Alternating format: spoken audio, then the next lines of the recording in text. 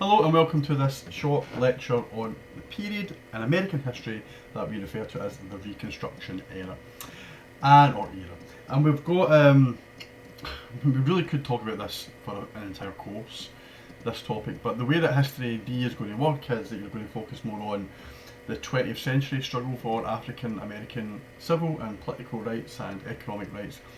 That's going to really be the focus of assessment for History D.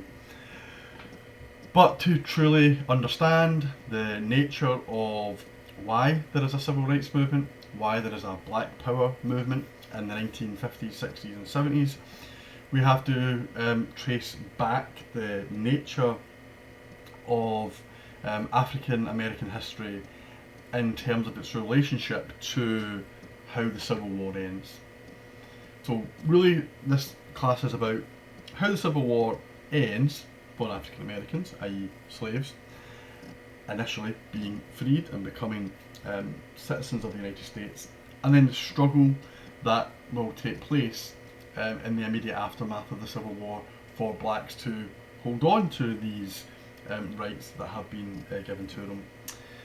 There will be another online lecture that will focus on the next stage after Reconstruction, which we sometimes call the Jim Crow period, where segregation is regarded as being legal in the United States and the southern states who decide that they want to go down that particular route.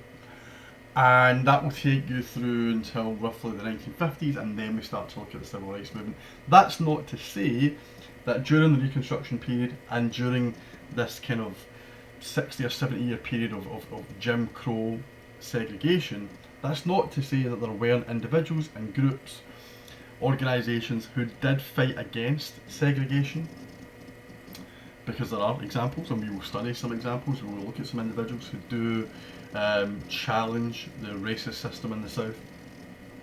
But a kind of organised movement that gains momentum with a clear focus does not really occur until the 1950s and through the 60s. So that is what your essay is going to be on, but to get to that point, as I said, we've got to understand this term Reconstruction. So that's what we're going to do today. So we have to start with the first question: what was the outcome of the Civil War? Now, the American Civil War, something you don't have to know anything about. If you really have an interest in this topic, you could read the first little section that's on My City that's available to you in the first kind of chapter of the Reconstruction period online book. And there are countless documentaries as well on how the Civil War plays out. But in terms of the outcome, in terms of how it ends, it's a victory for the North, right? And we know why the North wins it. It's partly because they have more money, more troops, and they've got an industrial base. They can prepare for this war, or they can sustain the war effort through industrial production, which is far more advanced than we see within the South. So the war is long, it's 4 years, it's bloody, 600,000 Americans die during this war. The positive outcome of the war for African Americans is that they gain their freedom, their emancipation. In 1863, slaves are told that when the war ends, basically they will be free, and that is seen through in 1865. The movie Lincoln is worth watching.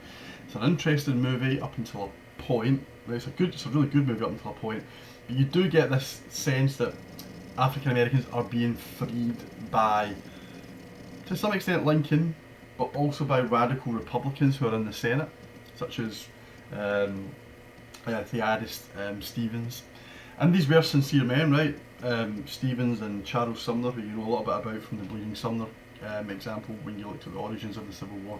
These were sincere men who wanted fairness and equality for blacks, right? They were actually in a minority, but they did have an important position to play within the radical Republican Party, or the radical section of the Republican Party, right at the end of the Civil War. But what this story of Lincoln and looking at these other Republican senators, what it kind of leaves out is a story of African Americans were already, kind of emancipating themselves. They weren't staying on plantations waiting to see how the war played out.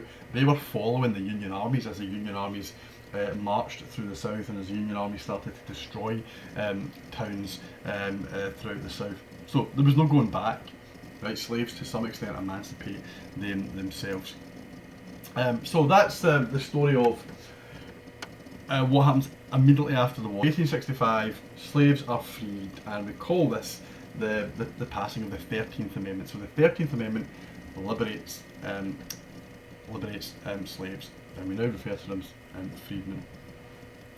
Now, Reconstruction is it's an interesting term, right, and it can refer to a few different things depending upon the perspective that you had at that particular point and place in the United States. So for radical Republicans who felt that they were going to war to save the Union, they wanted to punish the South, and part of the punishment that would be served out to the South would be to give rights to African Americans to free them.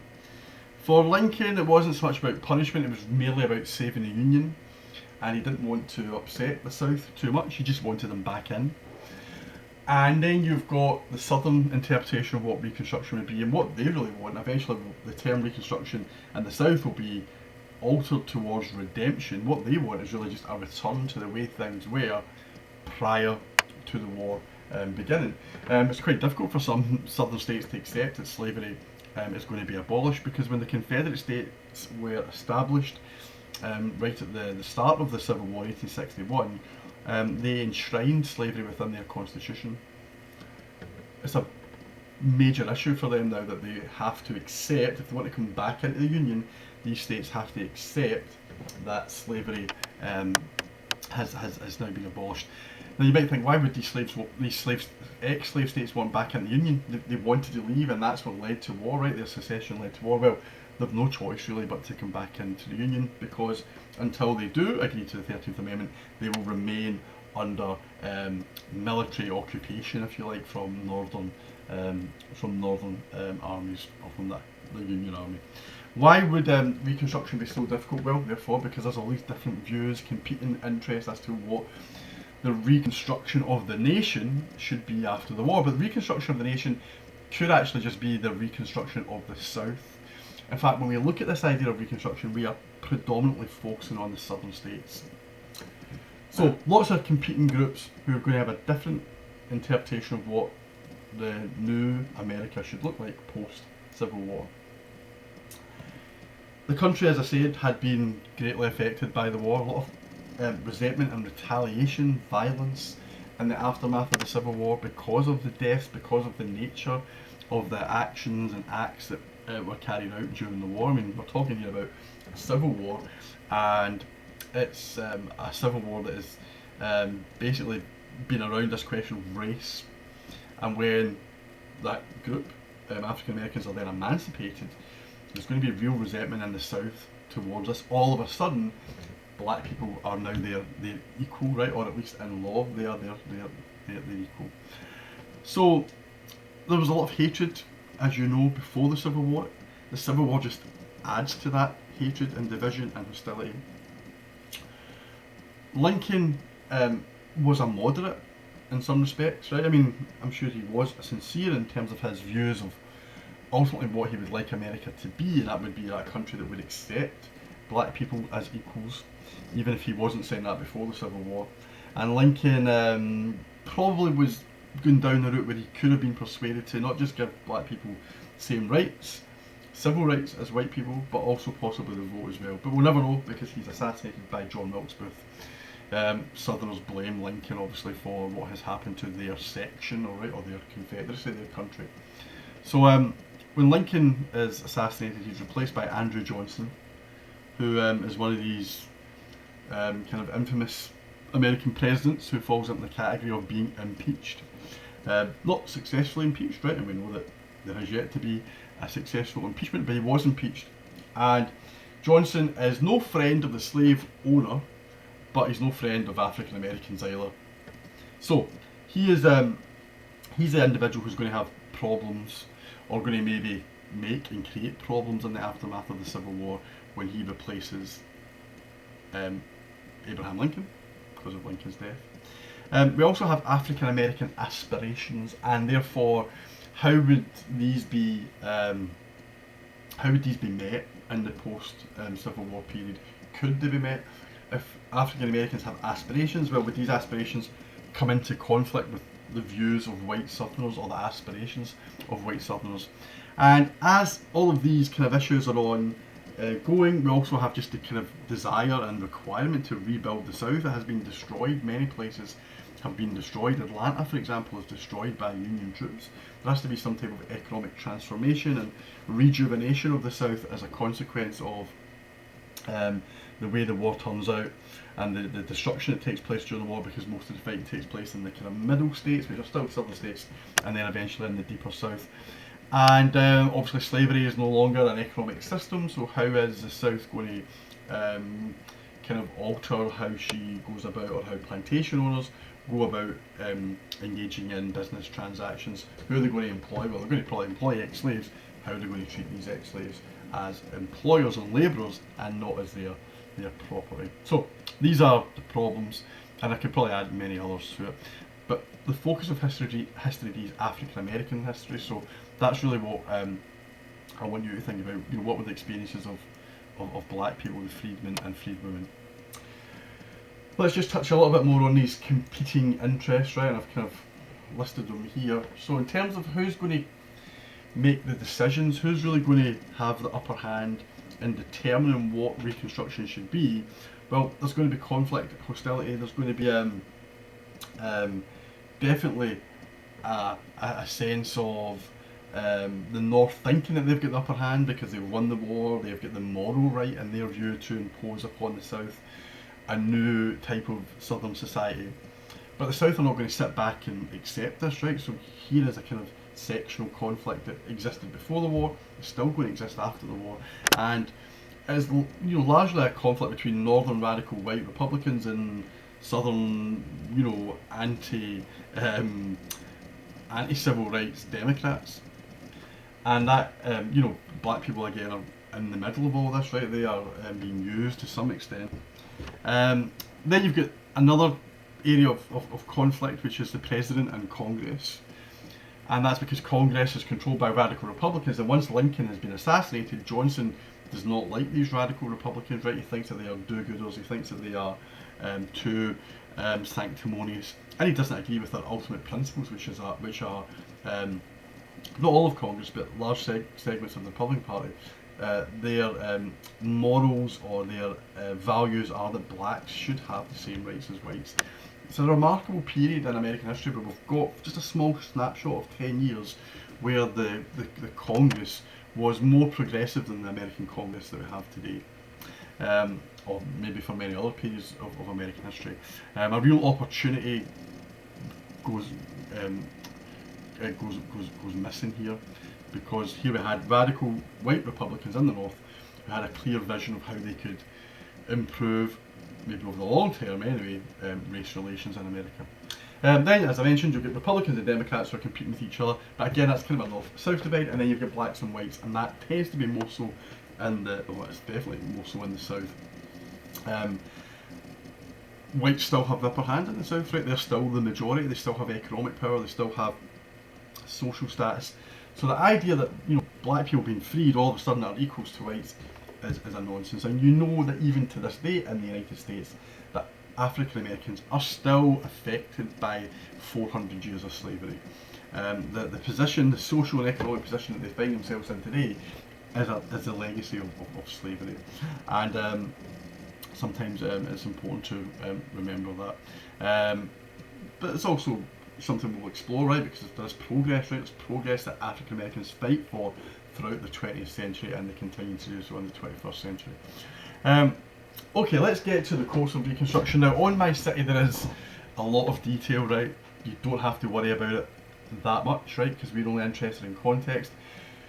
In normal circumstances, you might have to worry about this topic and go through all of My City material, because if there was a graded unit question on this topic, then you would have to engage in the reading independently and watch the videos and, you know, complete the activities, but there's no graded unit question on this topic this year.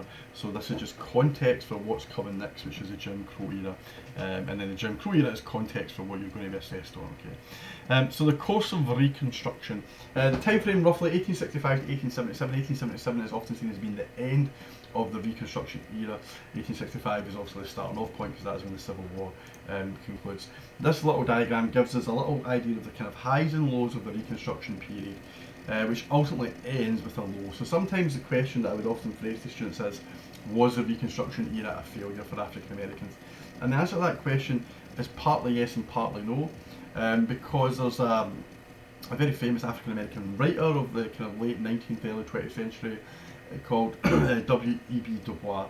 And Du Bois and his work calls the Reconstruction period a splendid failure, right? That's an interesting phrase, a splendid failure.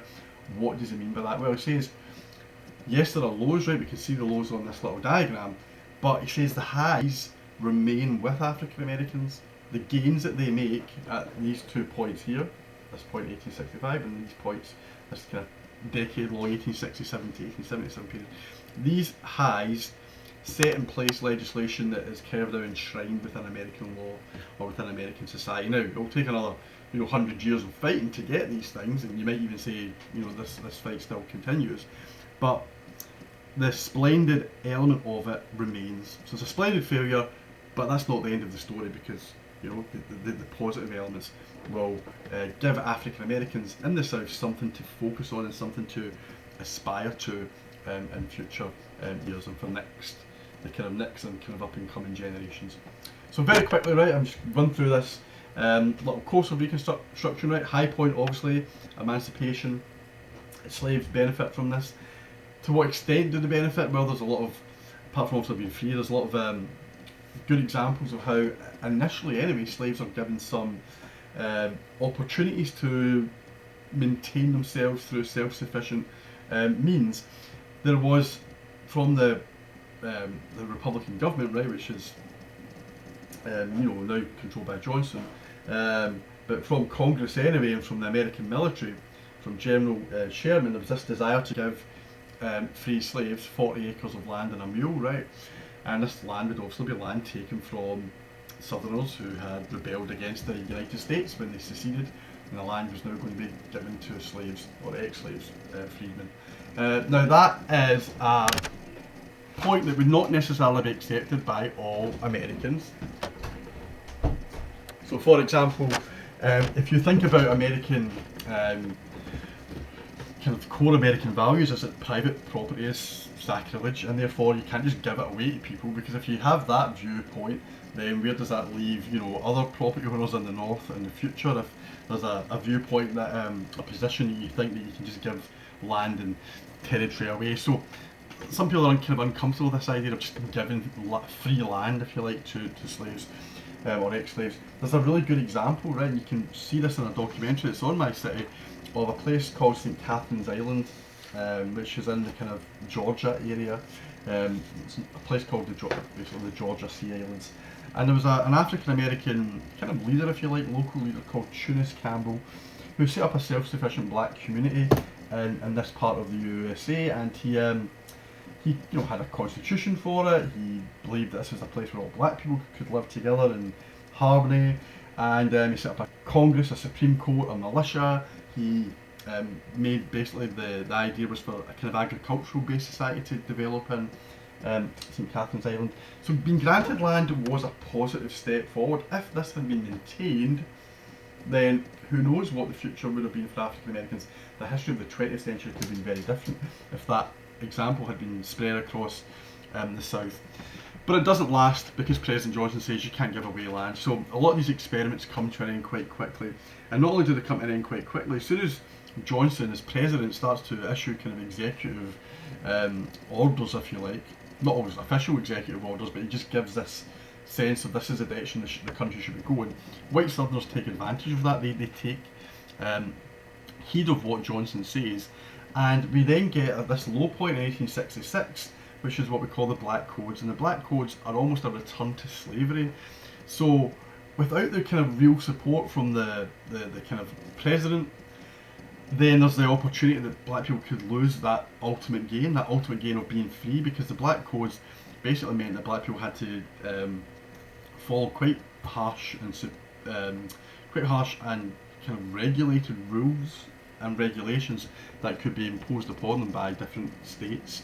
And that was something which radical Republicans in the Senate and Congress were deeply uncomfortable about, because they thought, we've just fought this war, and within a year we've now got a president in place who's not willing to give African Americans any land, and he's, you know, maybe just about accepting abolition of slavery itself. So he kind of supports the 13th Amendment, Johnson, but here we now have black codes implemented, which is almost making the 13th Amendment seem like a bit of a joke. So where would African Americans go next? Well, they do luckily have a Congress in place at this point that absolutely hates Andrew Johnson, right? Not the Democrats. The Democrats quite like Johnson, obviously, the white Southerners who are opposed to any type of radical Reconstruction, but the Republicans in the North are very much in a position where they despise Johnson, so they're going to spend the next 10 years undermining Johnson. They do, right? Hence why he's impeached. Eventually, Johnson is kicked out of office, and he is replaced by the next person to win the election is in 1868 is Ulysses Grant, who is someone who basically does what he's told by these, you know, radical Republicans within Congress. And that's why you've got this 10-year period, right? In fact, in 1867 we have the Military Reconstruction Act, and the Military Reconstruction Act basically results in proper occupation of southern states, and southern states are told, until you show us that you are not just in favour of accepting the 13th Amendment, but you accept the 14th Amendment, right, which was the civil rights part of the Constitution.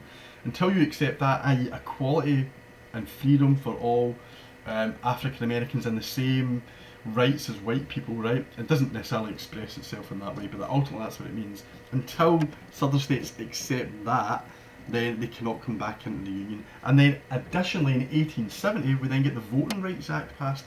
So within 5 years of the war ending, during this 10-year period that we call radical Reconstruction, black people have been freed, black people have got civil rights, and they now have voting rights. It's a remarkable achievement post-Civil War. And what comes with all of that? Well, you get black families being reunited after, you know, being torn apart by slavery. The Freedmen's Bureau set up helps with that. You have black legislators at a local level, and fairly successfully, actually at a local level. You get quite a large number of African Americans now having posts such as mayors, or might be kind of state level senators or state level representatives. You even get House of Representative members, and you get senators. Hiram Revels and Blanche K. Bruce are the first African American senators during this period. That's quite remarkable. It's made even more remarkable, right, that okay, things have changed slightly more in the 21st century, thankfully. But I think Barack Obama, when he, or just before he became president, he was obviously a black member of the Senate, but he was the only black member of the Senate before he became president, right? So clearly blacks were underrepresented at that point, and I think, if I'm right, he was the sixth black senator, which is remarkable, right? Considering that two of them had been elected back in the 1870s. That shows you how slow progress was in the years after radical Reconstruction.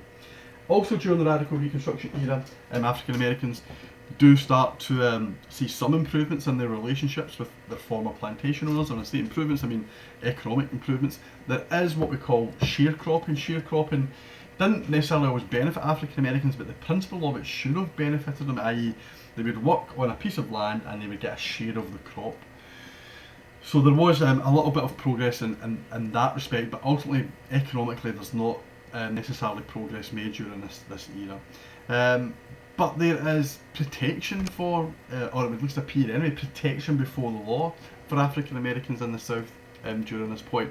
Now I should say, I wouldn't want to completely romanticise this 10-year period as being, you know, a fantastic section of, you know, American history or race relations, because the Klan emerged during this period. There has to be laws passed. There are laws passed by Grant's government which would basically lead to the abolition of the Ku Klux Klan. They're known as the KKK or Ku Klux Klan Acts.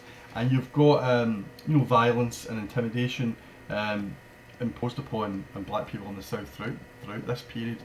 And really, why we then get to this next low, right, 1877, is it was hard to maintain when there's such a white Southern backlash against any improvements that African Americans were making, right, because of the kind of racist hostility that was pervasive across the South. It's hard for the Northern Republican radical section to maintain this, and they can't, and it's hard at a local level to maintain it. There's a really good example in the documentary that's on my city of basically a radical Republican ex-soldier who's in the South trying to ensure that law and order is upheld, and this individual tries to ensure that the 14th and 15th Amendments are still in place. This guy goes by the name of Twitchell. You'll hear his name in the documentary. His name's Twitchell, and he was a northerner, comes to the South, he's in Louisiana, and he is driven out of town, and not just in a normal way, but he is beaten up, shot, he loses limbs, all in just an attempt to have some type of society in the South that would accept African Americans. Now, that example is something which can be seen across the South, right? There's another little section on my city, an extract by the historian Peter Kameko, and it's about a place in Mississippi called Meriden, right? One of the most racist parts of the South, Meriden, Mississippi. And there you'll see the same example, just constant Klan attacks on African Americans, but also on any white Republicans who had come south. Sometimes these individuals were called carpetbaggers, right? I.e., they were kind of depicted as people who came south with the intention of exploiting the South for their own gain, right? But they were northerners. And these individuals and African American leaders were often the target of KKK racist attacks. So maintaining radical Reconstruction proves to be quite difficult. The fact it went on for 10 years now seems quite remarkable. Why did it not last longer? Well, basically the Republican Party recognised that they've got other priorities, industrial revolution, imperialism, the things that you already know about that happened in the kind of latter part of the 19th century. Crossing the country with the construction of the Trans-Pacific Railway. These are other priorities. An 1877 election is very close, and it looks like the Democrats might have actually won the election in 1877, but a deal is done, a deal is cut. And the deal is that if the Republican Party can convince the Democrats not to recount some votes in states in the Midwest or in the Southwest, then if they kind of could convince the Democrats basically to hand over the presidency to the Republican Party, the Republican Party, this is known as the 1877 Compromise, the Republican Party would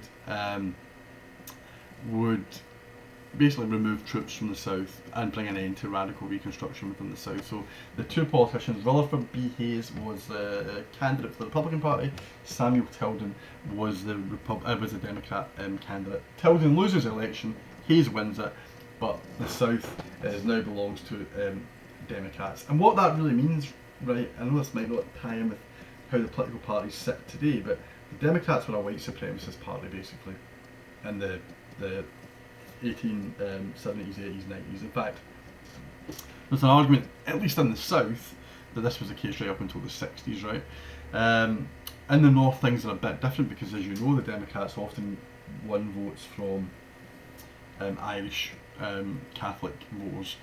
In the South, Irish Catholics are not welcomed, right? You'd be lynched by the Klan if you're an Irish Catholic, in the same way that a Jew could be lynched, or the same way that a black person could be lynched.